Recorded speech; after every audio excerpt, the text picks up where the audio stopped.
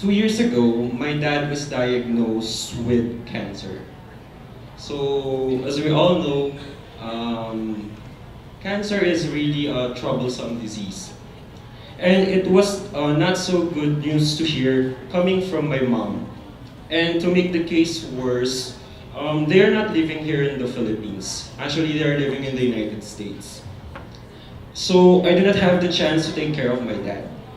Also, I could not tell them to go back home because I know for a fact that treating cancer here in the Philippines can be costly.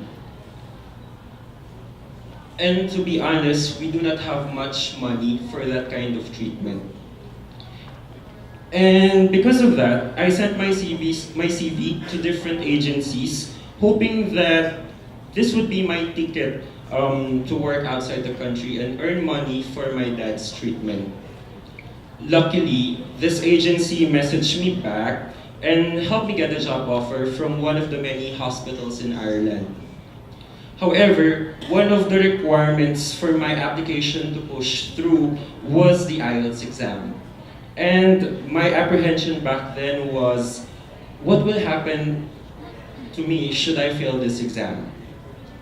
Before I knew that my father was sick, I actually took the exam once, alright? However, I thought being able to speak and write using the English language is actually enough.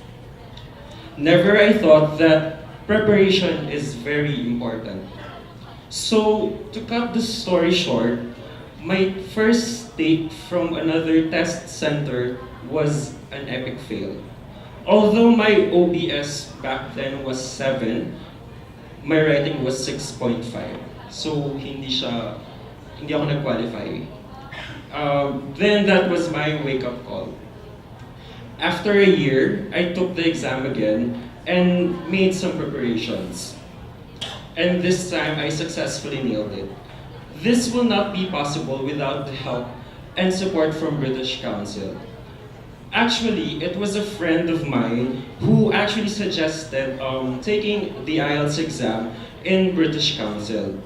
Good thing I did. British Council has excellent customer service. Starting from test scheduling to claiming of the results, well, their personnel will aid you in every aspect of the process. The road to passing the IELTS exam is not easy, especially if the module you will be taking is academic. It requires dedication and certainly hard work. But with the help and support of the British Council, I was able to overcome all the fears and apprehensions I had with this exam. They have a wide array of references you can utilize in their office.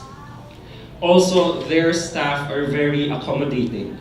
I still remember the time when I finally decided to take the exam.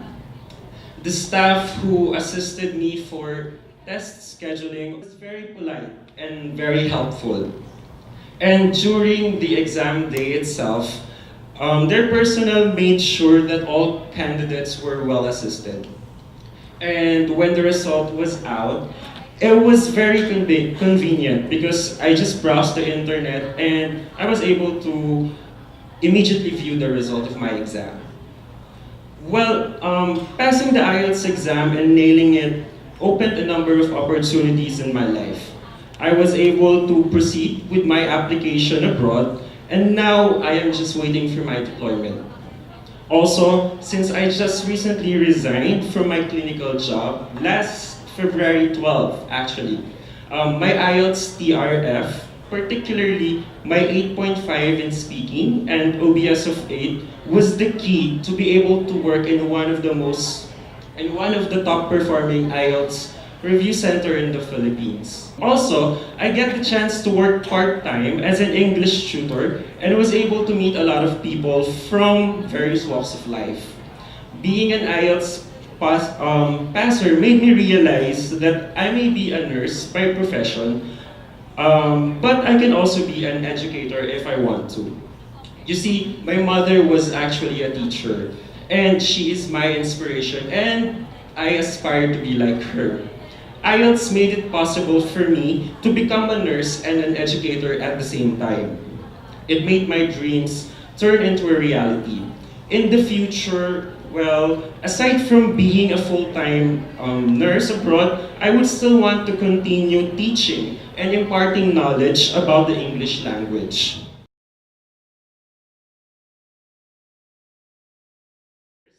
I would like to share some tips on how to pass the exam. Basically, there are three cornerstones in acing this exam. First is dedication. This is not an easy exam, so you really need to commit. Your commitment will determine your success. If you lack commitment to any endeavor you have, then of course, chances are you will fail. Second is preparation and practice. Preparation and practice are essential to passing the exam. Gather credible and up-to-date review materials to give you a direction on what topic you should be reviewing. Also, no matter how tight or busy your schedule is, you really have to find time to practice. If you do not practice, how will you able to improve your skills? Lastly, feedback. For some, constant practice is enough. However, this is not sufficient. You have to seek feedback from someone who is knowledgeable to determine if you have improved. Also, receiving feedback will give you direction as to what areas or skills you should focus, develop, and improve on.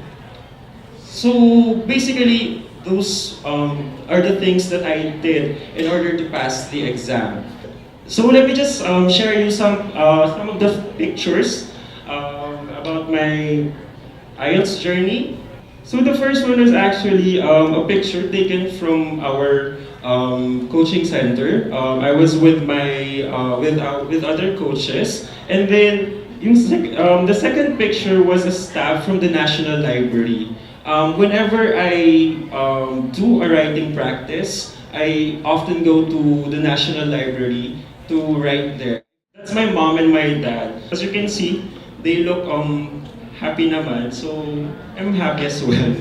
So basically, to wrap it up, IELTS was my golden ticket for my international application to push through. Also, it gave me the opportunity to become a nurse and an educator at the same time. And basically, all of this will never be possible without the aid of the British Council. I hope I was able to inspire you in some way. Again, this is Michael Angelo Pineda. Thank you very much for listening. Have a nice day.